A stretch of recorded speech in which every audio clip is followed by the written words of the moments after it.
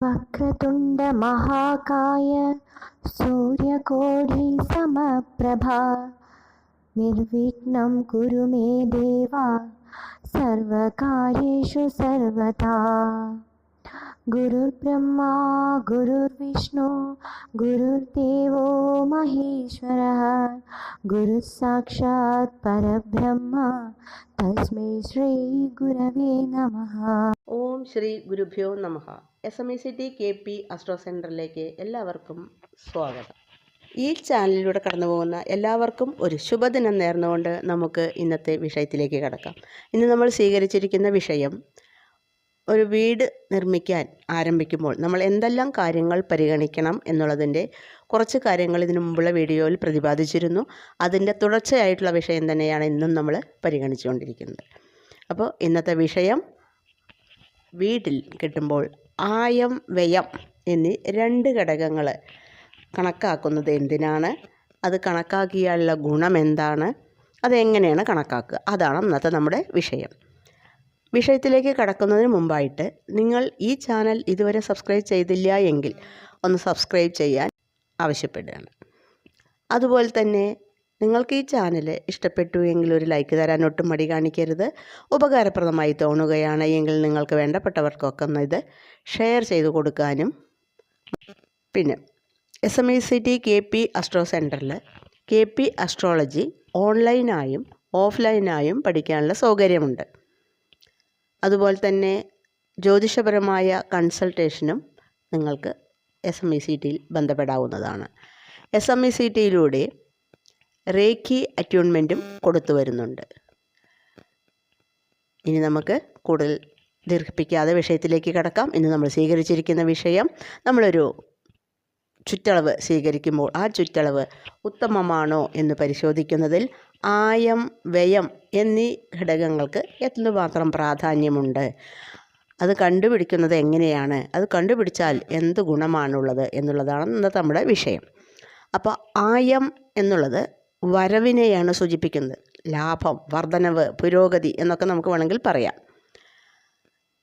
അതുപോലെ തന്നെ വ്യയം എന്നുള്ളത് ചിലവിനെയാണ് സൂചിപ്പിക്കുന്നത്, അല്ലെങ്കിൽ നഷ്ടത്തെയാണ് സൂചിപ്പിക്കുന്നത്, അല്ലെങ്കിൽ അതിൻ്റെ തളർച്ചയെയാണ് സൂചിപ്പിക്കുന്നത്. അപ്പോൾ എപ്പോഴും ഒരു ചുറ്റളവ് പരിഗണിക്കുമ്പോൾ ആയം വ്യയത്തേക്കാൾ കൂടിയ ചുറ്റളവ് സ്വീകരിക്കുന്നതാണ് ഏറ്റവും ഉത്തമമായിട്ടുള്ളത്. അതായത് വരവ് കൂടുതലും ചിലവ് കുറഞ്ഞുമുള്ള ഒരു ചുറ്റളവ് സ്വീകരിച്ചാൽ ആ വീട്ടിൽ ദിനം പ്രതി അഭിവൃദ്ധി ഉണ്ടാകും എന്നാണ് നമ്മൾ വിശ്വസിച്ചു വരുന്നത്. അപ്പോൾ എങ്ങനെയാണ് നമുക്ക് ആയം കണക്കാക്കുന്നത് എന്നൊന്ന് നോക്കാം. നമ്മൾ സ്വീകരിക്കുന്ന ചുറ്റളവിനെ 8 കൊണ്ട് പെരുക്കുക. കിട്ടുന്ന ഗുണനഫലത്തെ 12 കൊണ്ട് ഹരിക്കുമ്പോൾ കിട്ടുന്ന ശിഷ്ടസംഖ്യയാണ് ആയം ആയി കണക്കാക്കുന്നത്.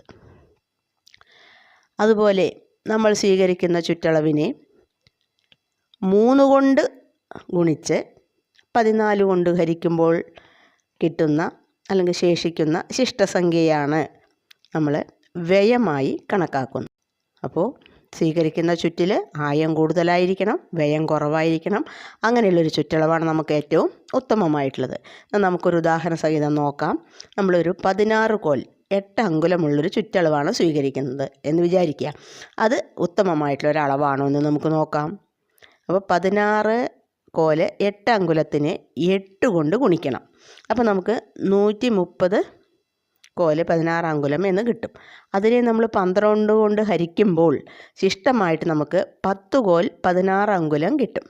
അതായത് 10ൽ കൂടുതൽ 11 ആയമായിട്ട് നമുക്ക് കണക്കാക്കാം. എന്നാൽ നമുക്ക് വ്യയം കണക്കാക്കാം. അതേ ചുറ്റളവ് വെച്ച് വ്യയം കണക്കാക്കുകയാണ് എങ്കിൽ ഈ 16 കോൽ 8 അങ്കുലത്തെ 3 കൊണ്ടാണ് ഗുണിക്കേണ്ടത്. അപ്പോൾ നമുക്ക് ഗുണനഫലമായി കിട്ടുന്നത് 49 കോല്. ആ 49 കോലിനെ 14 കൊണ്ട് ഹരിക്കുമ്പോൾ ശിഷ്ടമായി വരുന്നത് 7ആണ്. അതായത് ചെലവ് അല്ലെങ്കിൽ വ്യയം 7.